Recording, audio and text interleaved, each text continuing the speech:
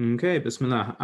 Thank you all for joining. Wanted to take a moment to allow everybody to just introduce themselves.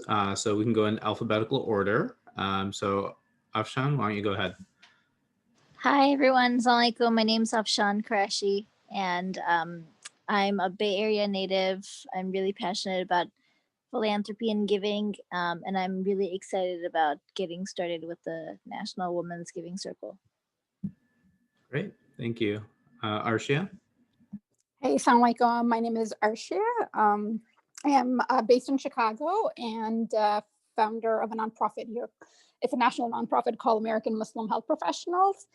And I also work in healthcare field at a hospital here in Chicago. Great, thank you. Fatima? Assalamualaikum, everybody. My name is Fatima Iqbal. I am also based in the Chicago area. I am a financial planner. I do a lot of work with planned charitable giving with my clients, serve on a board as well. And in general, just have a lot of interest in various different philanthropy, and especially when it comes to, the involvement of women in philanthropy. So definitely excited about this initiative. Wonderful. And I am the co-founder of American Muslim Community Foundation. We help families distribute their sadaqah and zakat, hoping to start this national American Muslim Women's Giving Circle with your help. We also help families with what are called donor advised funds. So we work with about 90 families across the country. Asma, thank you for joining. We were just doing introductions. So if you want to take a moment to introduce yourself.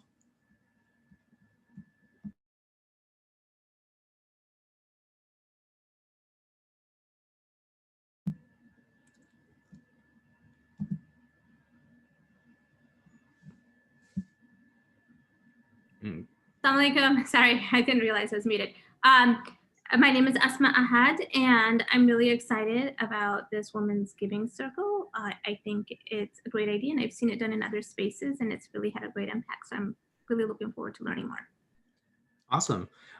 So the previous conversation, which some of you were part of, pretty much just introduced the concept, the idea, familiar people. I know Arshia and Dilnaz, Arshia and Dilara and Rima Kamran were trying to spread the word in like the Chicago area, and just kind of wanted to see, if we were able to do this on a national level. I think there's a really good opportunity to introduce more people to one another and work through what some of the parameters for participation would look like. And I really leave that up to you guys to kind of define.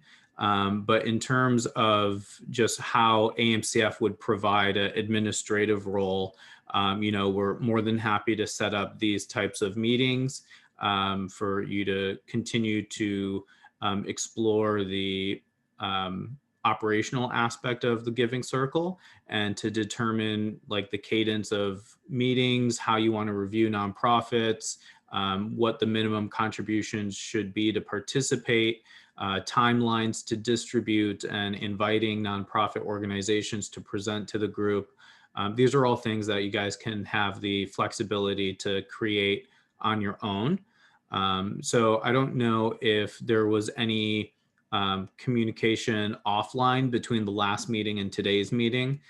So I don't know, Asma or Arshia, if you guys had those conversations with the group that Rima and Dilara had shared the information with. So if either one of you have more insight into that, that would be appreciated. The only conversation I was part of is the email chain, I think, that you've seen. So I haven't had any separate conversations. Okay. I did have like an offline, like just a quick text message with a couple of people, but nothing like, it's just like, oh, this is a great idea kind of thing. That's it. Gotcha. Okay. And that's the same on my end as well. Like, I didn't have any other conversation besides what was on the email thread. And Mohi, I had a quick question too, though. Of course. The way this would work is just essentially like the benefit of doing this versus, these are like the quote unquote, like the kiddie parties, right? that aunties in the community have. So Right. the big difference is, or incentive is that people would be able to get a tax deductible donation receipt from AMCF if they were to do it through this giving circle versus like, doing it on their own, correct? Yeah, and we'd be able to share the report of like who's donated and follow up with certain admin that you guys either vote on or say are part of like the decision-making committee. And then we can provide that information so that you can follow up with members across the country who are participating. And then we can work with the nonprofit organizations to either suggest new nonprofits for the group to consider, and also help with scheduling that and receiving the different proposals from the nonprofits to then give to you. So we would definitely play more of the administrative role in collecting the money, producing the receipts, collecting the nonprofit projects and sharing them with you, and then distributing the funds accordingly. Got it. That helps. Cool. So in terms of like, I think just to kind of define some things that you're all either in agreement of, you're okay with this being like a nationally networked group of women. Is that correct? Yeah, I think that would be great. And I guess we could talk about, once we get into the parameters of who's included and how to reach out. I'm sure we all have connections and could pull in people from all over the country. Yeah, I also love the idea of the national group. Awesome. Great. So then, what I would suggest as next steps is over the next few weeks, just trying to think of other people who you would want to include in this. And that might be defined by the amount of money you think is appropriate for some sort of membership like this. Other giving circles have different tiers and people can come in at whatever level they're comfortable at, but it still only provides them with one vote towards the selected nonprofit at the end of the day. So you can do one that is, say, $500 or is $5,000. There's really, an in between in terms of what you feel would be a good entry level for that vote and participation of the giving circle. Welcome, Dilara.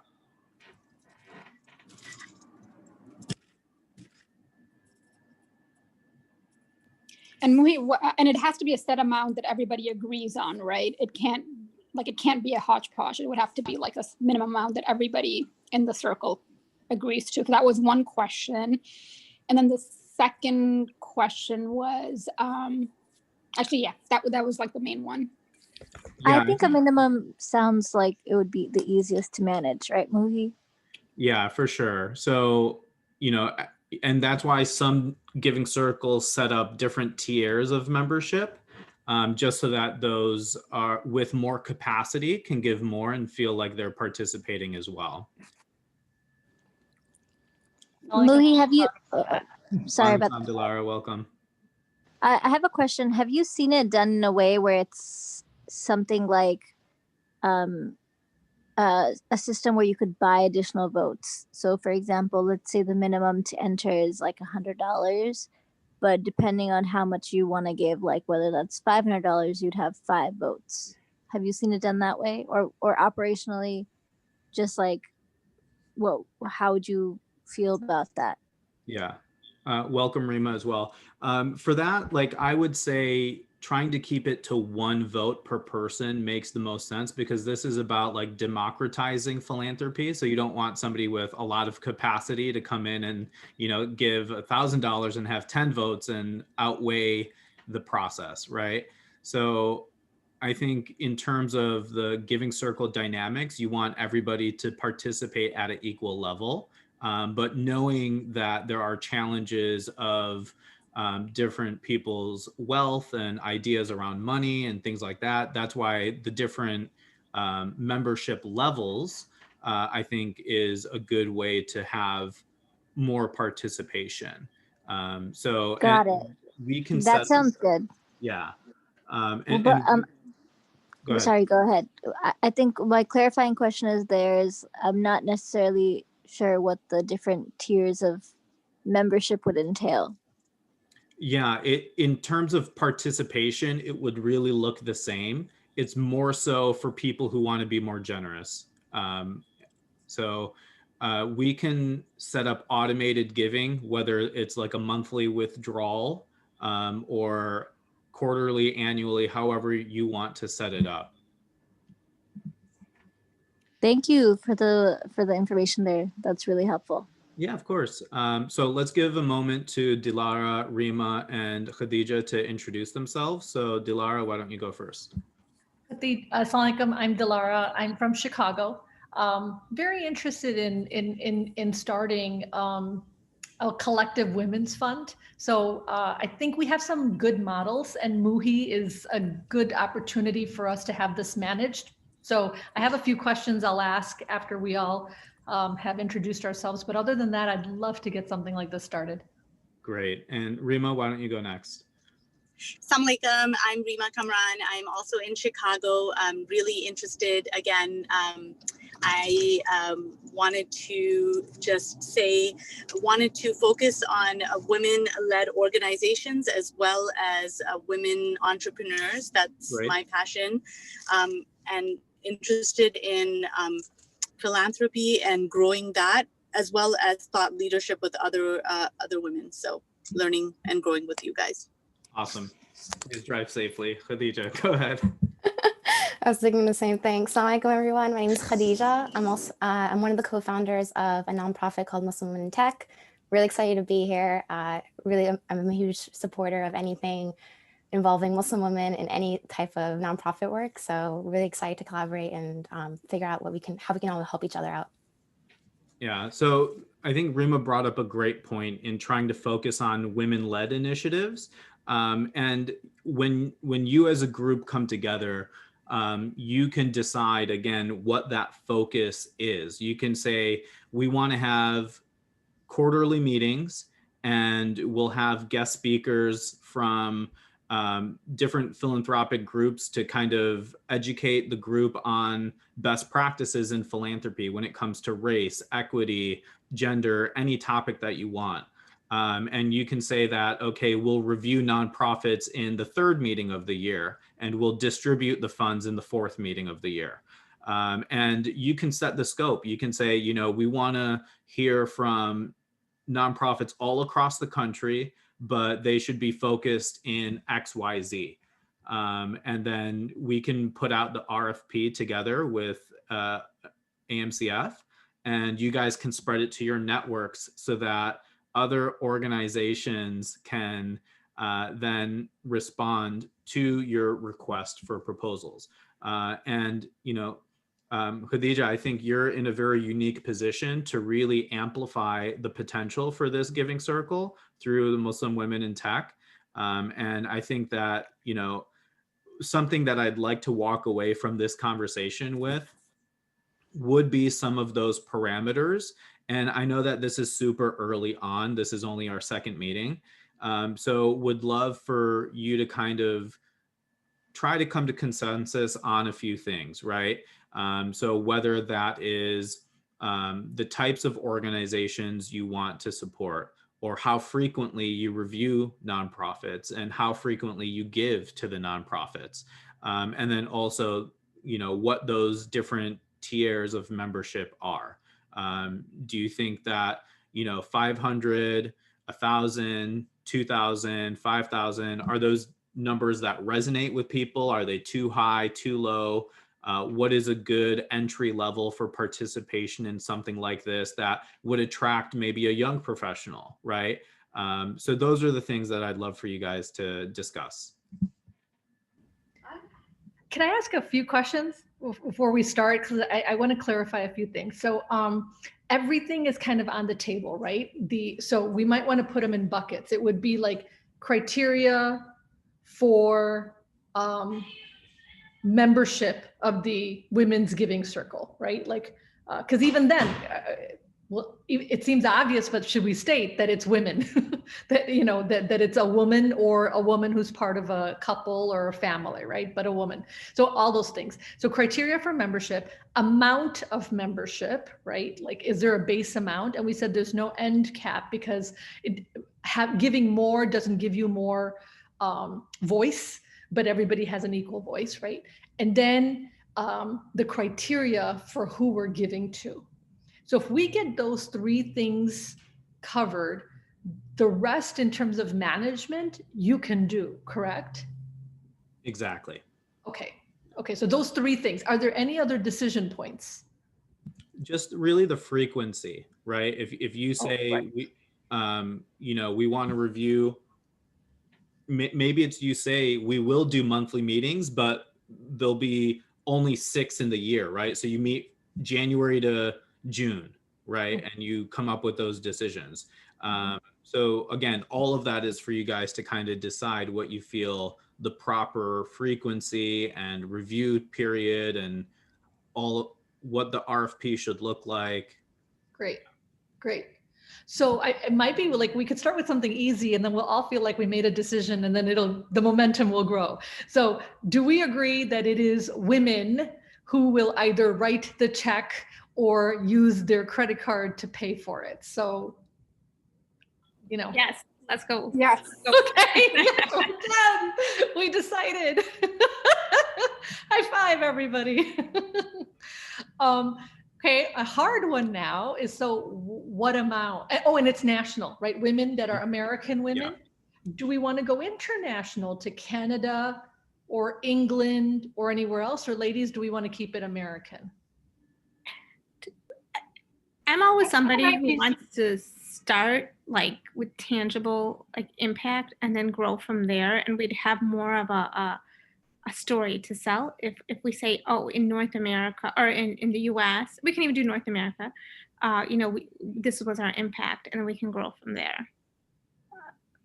I have a question for Muhi on this point though, Muhi, especially when it comes to non-for-profits. Are there some guidelines that we have to use? Like, does it get complicated when we have it international? Because I know that in Canada, like people can't, it's, you know, can you take a tax break if you're doing it to an American non-for-profit, or are there rules that you have to follow? Rima, that's a really good question, but we're actually talking about the membership. Oh, right.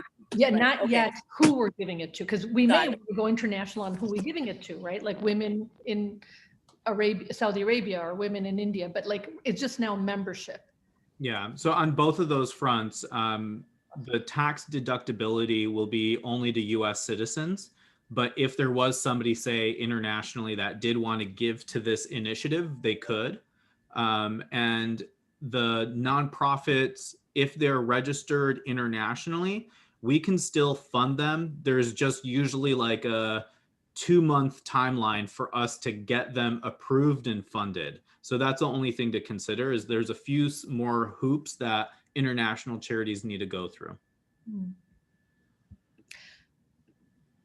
You know, in our conversation, oh yeah, Arshia, go ahead. Did you have an idea for? Oh, no, go ahead. I was thinking of keeping it, I agree with Asma, keeping it actually Women in America, because I think there's unique political, maybe outcomes we would want, which is like healing our nation or working with other American women on both sides of the aisle, but together towards the impact of the American Muslim women, right? You get to measure the impact of the American Muslim women. Like, yes, we are professional, we are smart, and we're making a difference. And we could, if it makes sense, we could branch out once we make that difference. But if we just go too broad, it'll be hard to measure what we're accomplishing right here. Yeah, I like the motivations behind keeping it just American orgs and American women orgs, Muslim orgs for now. Wait, now this is for the input, not the money, but just who gets to give the money. Yeah, sorry about that. Yes, even for membership, I like the idea of keeping it local to America just for now. because I agree we can better measure the impact and understand the kind of motivations that people will have even for why they would join. Yeah, I agree. I think even within that, there's a diverse, and there's going to be a lot of diverse interests just within keeping it among American Muslim women. So I agree, like at least to get it started and create a successful platform, I think it makes sense. And inshallah, see where it goes from there. And I agree with that too. Actually, initially, I thought it was actually going to be local to Chicago alone. But I can also see like the pros and cons of like, just expanding it to just national, but I would not go beyond the United States though, for both giving and for membership. Okay, so for inputs and giving, we've identified women, we've identified national. So yay, like two. We're saying the US. Right there. Just to be clear, we're saying the US, like in the US, yes. So not even Canada. 50 states. Yes. Okay, I'm fine with that. Okay, now how about the amount? Is there a baseline amount in a year? Given you can pay it any way you want, you can pay monthly, quarterly, but in the calendar year, how much should be a minimum contribution? I have a question for this one. Muhi, is there a certain number that's actually easier for your org to deal with on like a per person basis here to guide us? Or is it kind of just like whatever we think is more accessible?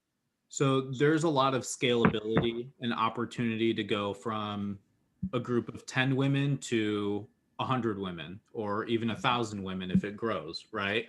And I think in terms of receiving that, like there's one giving circle that says, we know people don't have the time, but they love the concept, right? So if you just want to support it and you don't necessarily want to be part of the voting process, here's the link. Then there's another in that same giving circle, they say, we'd love for you to participate. And if you can, here are the meetings and the dates, and here's the link to give. So you get like, a handful of those families will just give and trust the group makes the best decision on their behalf. And it works out well for the people that love the concept, love the idea, but don't have the time. So we've seen some giving circles operate in both ways. And yes, we would have the capacity to kind of help the group scale through that process. Does that answer your question, Afshan? Yeah, I have a follow-up question to that. I think what I'm trying to understand more is like, is there a number that's too small for it to be worth your like operational efforts? And is there a number that's too large? Yeah, too small in terms of collective amount raised or working with number of people? Yeah, that. No, individual contribution, like 400, like the Tampa people have a 400. So Afshan, Muhi connected us with the Tampa group. Okay. And they give $400 minimum per year. Got it. Okay, so that's kind of like what we're thinking about. Okay. So what are we thinking? Yeah, what does anybody? So the other thing with the Tampa group, they did say a couple of things that kind of stuck with me. They said they do $400 and they collect it quarterly, but it's hard to, it's work every quarter to collect that $100. I kind of got the sense that they collect $400, but they don't always collect all $400 because people are not always giving every quarter. So I don't know if that's something we want to replicate or not. Yeah, and our donation form, you could put in $100 to be charged quarterly. So in terms of that, we have the capability to make it flexible. And I will say that, we've had some giving circles that are literally like $50 a person, and there's only like 10 people participating. So from our aspect, we're really in it to help more people create more giving circles regardless of the amount. And we take a small 5% fee. That's to cover like credit card transactions and the time that we put in to this. So we're more than happy to facilitate at any level. Got it. Okay, so just thinking about it off the top of my head and how I would be kind of strategizing around this, the age group that I think I would be thinking about for this giving circle would be any woman that's probably in her 30s or above, and not to make it exclusive or anything, but just knowing like the level of,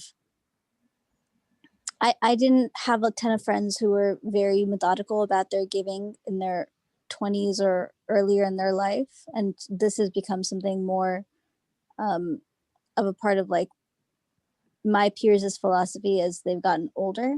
So I feel like something like $25 a month is like more of a like regimented expectation that you could have of people in that age group or above. So I would kind of be thinking about like that $300 like minimum range. That's like where I'm thinking about it. Okay. So as like an entry level, does everybody feel comfortable with 300 as an entry level? And of course, we can come up with, again, different tiers that speak to the entire group as well. I was thinking 500, but 300 is fine too. But I have another opinion that I don't think that we should have an age limit. If there's somebody who wants to be in their 20s and donate, then let them be part of it. Oh yeah, of course. Like, no, I don't mean to have like the age limit or anything explicit. I'm just talking more about like my younger cousins and stuff, like people that I know in their earlier 20s, they're just getting started with their career. They're not necessarily thinking about their giving in like a regimented way. Yeah. So I was mostly just like kind of thinking about like what number would make sense as a minimum. I feel like a ton of my friends who I know who are giving on a monthly basis are giving in that like $25 range for like different types of organizations. So if I do like the math there, that's like about $300 a minimum. Sure. So Afsha, would you feel, and I want to respect, like if you feel strongly about 300, I want to respect that. But if we didn't, like monthly connections also, like Muhi said, it's great, you can give it monthly a month, 25 a month or whatever. But if we encouraged, a little bit more, right? It's a little bit more giving, it's a little bit more energy, but this is something you take seriously because you care deeply about it. And if we went to 400, it gives us a chance to say $100 a quarter, right? So save up, make it important, because I was drawn to that Tampa team that was doing $400 a year. And they said that, very quickly, a lot of people get onto it. It's enough to be a significant amount for some people and yet not a burden for most people.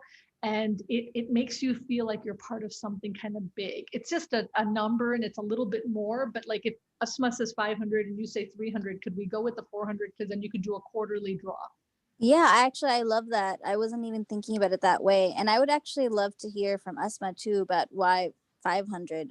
There might be like even like more interesting perspective there perhaps, but I know I'm absolutely not married to 300. I would say 300 would be like a base level, and anything above that, like I would love to hear conversation about. I guess go ahead. My only input, kind of where I was thinking of it also is, again, that, is this an amount that, and I guess as a group, what are we trying to create? Are we trying to create the most inclusive group so that we can have as many women participate and be a part of it?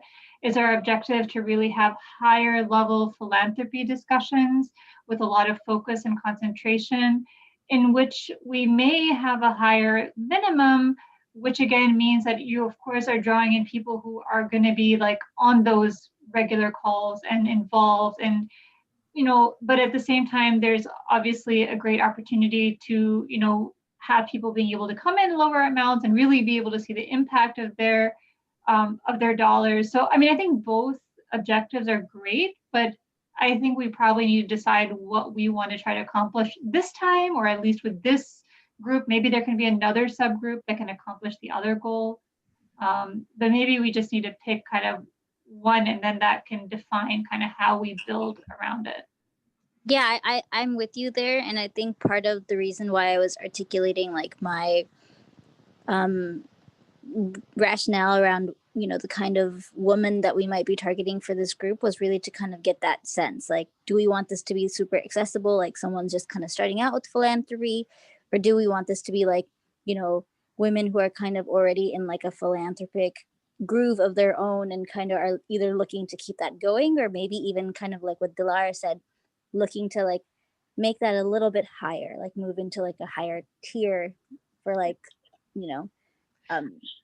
Honestly, when I started, I thought we were going to put in I thought this was going to be where we are able to bring a collective impact very quickly with, like, if 100 women did this at $1,000 a year, we would be at, 100,000. I mean, it would be pretty amazing, right? And so, and then I understand, like, when you're talking about just women, you're talking about women who are often taking care of their elder parents, sometimes taking care of single children and their single moms, and yet philanthropy, something should be achievable to them. So I understand that maybe that 1,000 is still a number in our head, like maybe they could even do it, but it's a big number in our heads to wrap around. And so I would be happy with anything between 400 and 1,000, where more of us talked about it and said, no, you know what, I'm in some of those situations and this is more comfortable for me. Yeah. When I was thinking 500, that's kind of what I was thinking. I was thinking 1,000 might be intimidating for some people because that's 4 digits, and anything above 500 is closer to 1,000. So that's why I was thinking 500. That's all. And I think I really like the point that Fatima brought up about looking at it in 2 tiers, right? Like, we really want to, our objective is really to create an inclusive space and to bring every woman to the table and make her feel like she has a voice. So I think that this group, our first objective should be to create an inclusive space, because and really create a space where every woman feels like she's making a difference. And that's where we're going to bring everybody to the table. I think there is an opportunity, though, because I think there's a lot of women who are more economic. There's economically empowered women and there's non-economic, but everybody still has a sense of philanthropy and a sense of justice in them, right? So maybe we could further down the road, as we understand the people that we're bringing to the table, maybe there'll be an opportunity to break it out and get more people in a higher bracket. that sounds really, go ahead. Being successful after 1 year, we might say, hey, listen, how many of you are willing to save a little bit more to give a little bit more, and say, let's go to 1,000. And then that 1,000 group goes into play, but like first, like our goal could be like get 100 women at 500. And then, we then a year later assess if that 1,000 group should splinter off. That sounds really beautiful to me. I really like that. And I imagine that we might have some type of intake form anyway for people who might want to be joining the circle. And it would be very interesting to me just to be able to gather some of that data kind of like at the offset. We might already make our decision about what we think a minimum is, but it would be totally fascinating to see, actually people were willing to pay like $200 more to be part of this. Yeah. So we know that we can actually like either create a second group or change up the terms in the future. Yeah, what's interesting is that we're looking at starting this up and we're kind of using our gut, right? A lot of times somebody does something like this, they'll have data to say, okay, 50% of the women are at poverty level, 25% are middle income, and 25% are on the wealthier end. And they'll have data and they'll have numbers about how much disposable income they might have. We're going in blind. So like, we're kind of using our best guess. And I know the more I hear everybody talk, I think 400 is a good number. But do we think that we need to gather more data, or let's just start at 400 and kind of see if that's too high, we'll adjust it? What do you guys think? I think that that's a great place to start. I think that from this conversation and just like you said, from the gut feelings that we're bringing to the table, it seems like that $300 to $500 range would be perfect. So let's just settle on the 400 to get this off the ground. And I feel comfortable proposing that should be where we could start. And the other thing that I think we're just saying that's just the minimum, right? We're not, for those individuals who want to give it a higher, they can. So that's actually like another way that if, we want to gauge data a year later and see that actually like 25% have given in this range. So maybe we create another circle for them. But it does make sense to, at least at an entry level, to have like a minimum. And I think the 400 seems like a good mark. Mm-hmm. I would just say then, do we have an aim? I know we were throwing the number 100 women came up. I mean, in terms of like the philanthropy that we want to do, then once we decide on the number, the minimum amount, then the number, like the target amount of women we want to be able to get in. I mean, if we go over that, that's great, but still is a target 100 women? You know, what is kind of, what number do we need to make this like, you know, have the impact that we're talking about? Mm-hmm. I mean, ours could be 100. Muhi, could you also just look at some data for us? Like I was just Googling typical women's circle giving, and it seems like there's some good research out there. Could you just take a look at, like, if we said, hey, we're going to start with $400, are we off the typical? Are we in the range of typical? You know, what can women do? Now, all of that is going to be like, it's kind of a range. And then we have to keep in mind, we're women, we're Muslim women, we're probably starting something that hasn't been done before and probably should take baby steps. But if you know, could give any of that research after we talk, I think it'd be really helpful. Sure. Just really quickly, want to give Suzanne a chance to introduce herself. Thank you for joining. Hi, everyone. Sorry I was late. This is No worries. Suzanne from the Syrian Community Network. But I've been listening and I love all the ideas. I'm good with starting with the 400 or the 500 level. Any good idea? Sometimes you don't have, even if we don't have data behind it, or even if we don't know how concrete it will be, but sometimes just having an idea and having the passion and the good intentions will be enough to, you know, start moving things ahead. And so I think this is really a great initiative. I'm really happy to be part of it. Yeah, definitely. Thank you for being here. So Dilara, in response to your question about the research, when it comes to women specific ones, I don't know as much in terms of just general giving circles. So I can try to do a little bit more digging on that. But again, like Arshia was mentioning, like focus this as like if you focus this as like a tiered membership, like we can definitely agree that the base level is 400. And that seems like that's where there's consensus. But what I would say is, like, when we launch, definitely have in mind other levels, right? So for maybe somebody in one of your networks, it's a lot easier for them to give at a higher level, right? So it opens up that opportunity for them to participate. And even what we could do is, if there's somebody that's willing, we can even try to find like matching dollars for the entire initiative, right? So, you know, if there's somebody who's really passionate about this idea, we could say, oh, you know, somebody was generous enough to match $5,000 to the Women's Giving Circle. So that way, even those people at $400, they feel like they're participating in something much larger than even just the collective of the group of women. And I think as well, we can definitely do an intake form. And thank you for sending the link, Dilara. We'll take a look at that as well. And I actually used this in my assignment last week. Oh, the same. This is an amazing study, you know, Yeah. of like how, so can I just share like the 3 data points that I thought was super fascinating? Sure. I'll even share my screen too. Oh, great. So there's 1,300 giving circles they identified. Of them, 640 are women. So collecting giving for women clearly makes them feel confident about giving and makes them feel good. And so I think we're off to something good, ladies. Bismillah. And then when you talk about religious identity, look, there's 2 that they had identified. Let's find out who they are.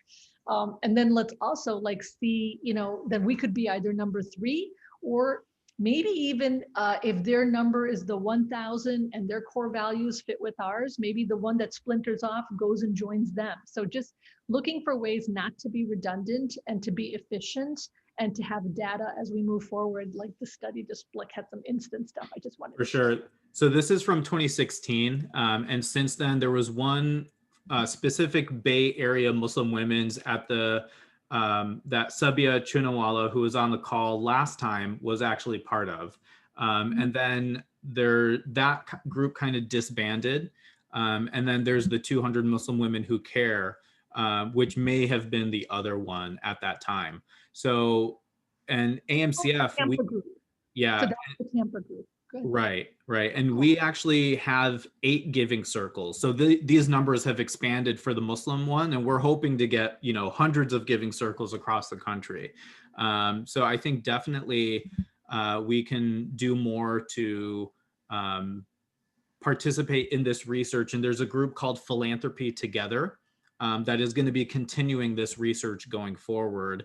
And to that point, another network called Amplifier, which is more Jewish based giving, but they offer this service called a Giving Circle Panorama. And what that Giving Circle Panorama allows for is you and your core group of members can go through this experience together to identify what are the faith-based values that you hold that inform your charitable giving, right? So we can go through that whole thing. And I think maybe for our January discussion, that would be a really great thing to A, invite more people to, and then B, go through that Giving Circle panorama to then come up with what are those criteria of nonprofits that you want to be supporting. So I want to make sure I've heard a lot of voices, but I've also haven't heard some other voices. So now is a good time if you have anything to share.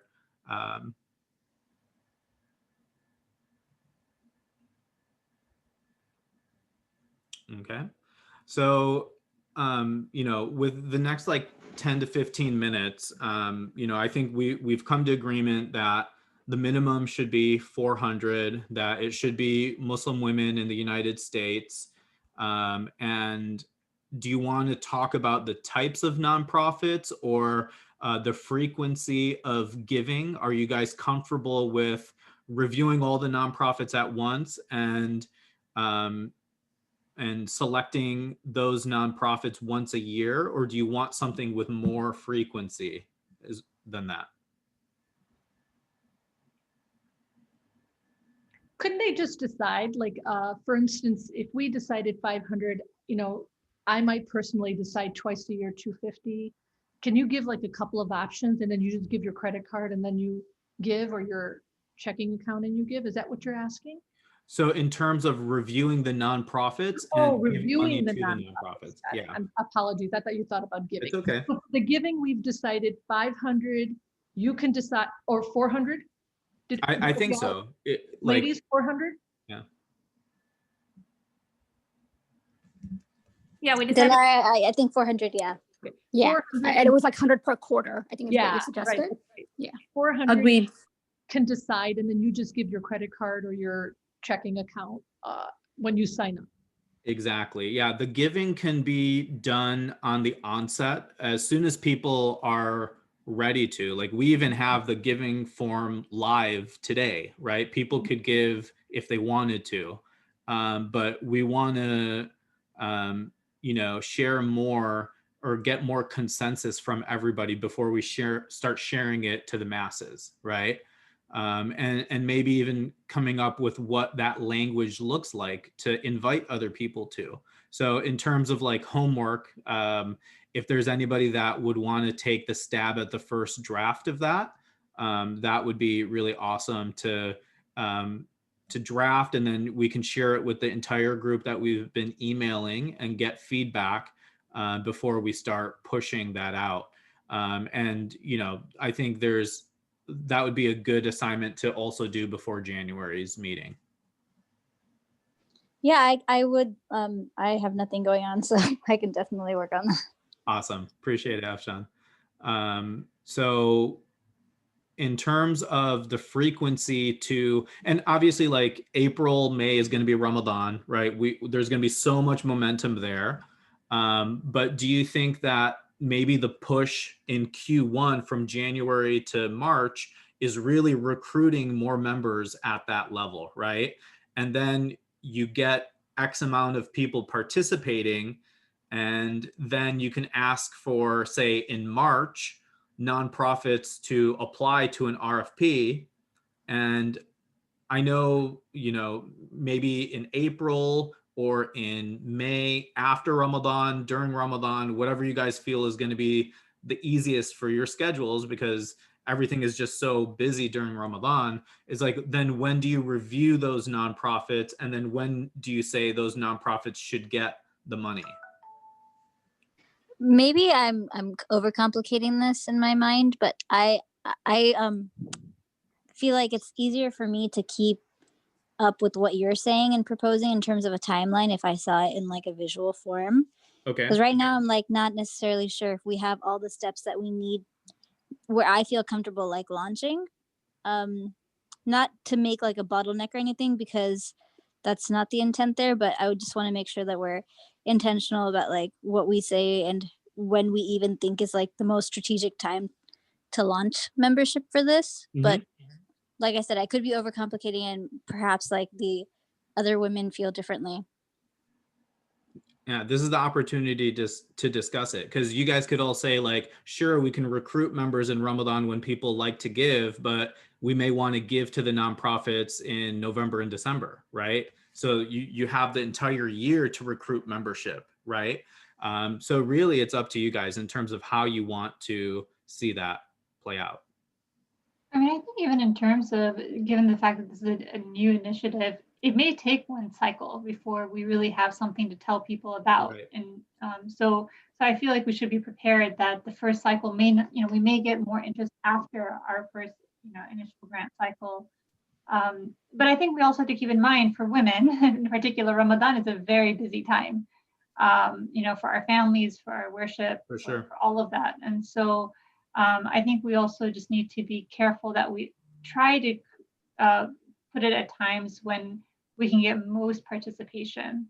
But although, of course, giving during Ramadan is something that's always top of our minds. Why wouldn't we do it that people, the money that we collect over the year gets donated during Ramadan, so you could get the benefit of it? Mm-hmm. We go almost a whole year then before we do. Yeah, I actually think that could work. If we started in January, so say we start January 2021, we put in our regular amounts and we start recruiting. How about we solicit RFPs, and then as Asma said, we don't pay out till the next 2022 Ramadan, which gives us 1 year of growing it and collecting it and seeing organizations learn about us. I also think another thing is I feel like now we've made some decisions. Maybe we just need to think through, like, could you tell us the next 3 decisions we should make? And then, maybe now it's about who are we giving to, what is our criteria, and when are we recruiting them, and when are we giving it out? And then could we come back in a week? Because I don't know if like we have an open discussion here because it's like 7 more minutes to go, or if we think about it a little bit individually. Now it's a real thing. Now it's real, like we made some decisions. Maybe we need to go back. I just have a question logistically in terms of rolling membership. If we're soliciting, presentations from organizations and we have rolling membership, does that mean that women will come in mid-cycle, or do we wait till we have kind of one group and then that group makes one decision, then we have a next like entry point, like you can enter into the group, second entry time is going to be this. Yeah. So that's a really good question. I think that maybe waiting until 2022 is a bit delayed, but I think that you could collect through 2021 and still distribute in the end of 2021, right? So you can come up with like Q1 goals are membership, Q2 is requesting RFPs, Q3 is reviewing RFPs, Q4 is distributing funds. And throughout that entire process up until reviewing, you can still be recruiting membership, right? And if people, again, maybe they love the idea, but they don't need to be part of the voting or reviewing process, they can still be giving beyond Q3 as well. But in terms of like coming back, I would say, the next meeting we hold, we can do in like the first 2 weeks of January, if that timeline kind of fits your needs. And we can do the Giving Circle panorama. And you can feel free to invite more people to the discussion.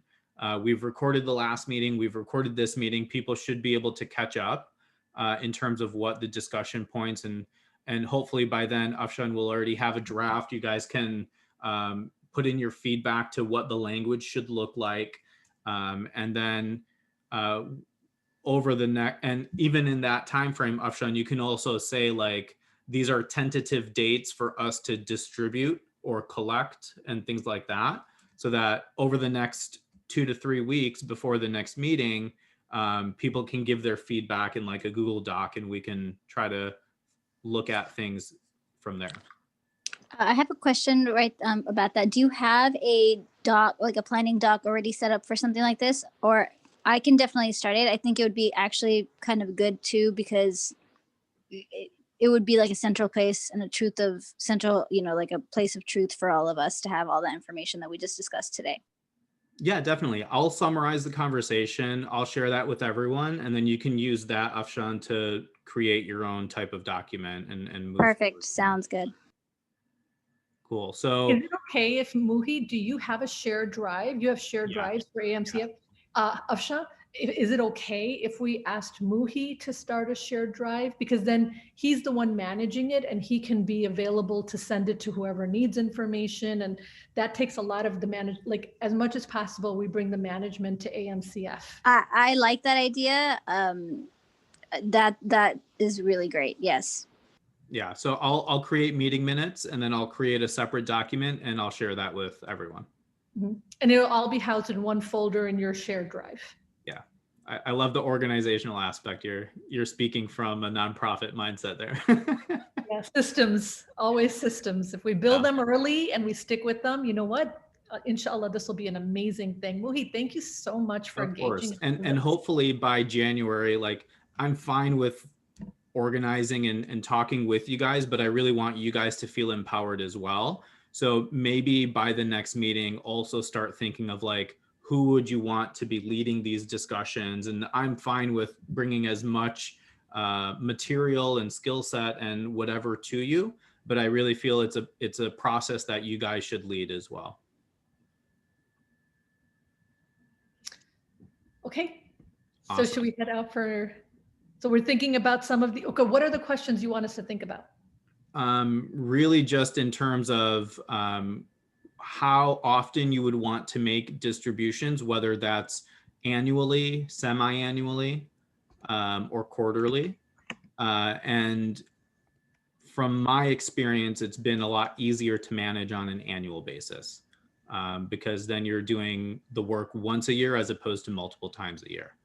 But again, it's a decision that you guys can make on your own.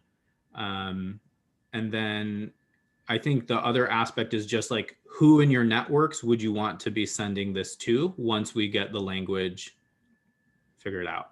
And if there is anybody who wants to make their contribution to this year because they have the flexibility to and can use it towards their 2020 deductions, we can do that. So those are just the things to consider in the next few weeks.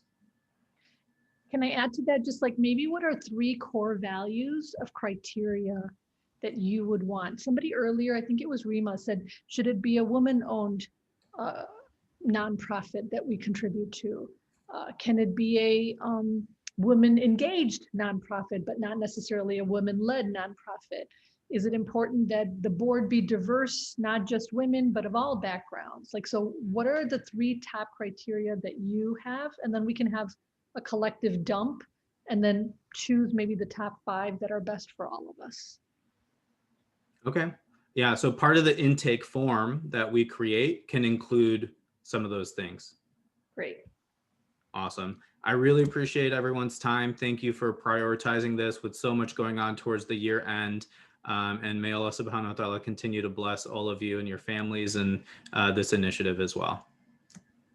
Thank you. Thank you all. Take care. Thank you. Thank you. Take care. Bye-bye.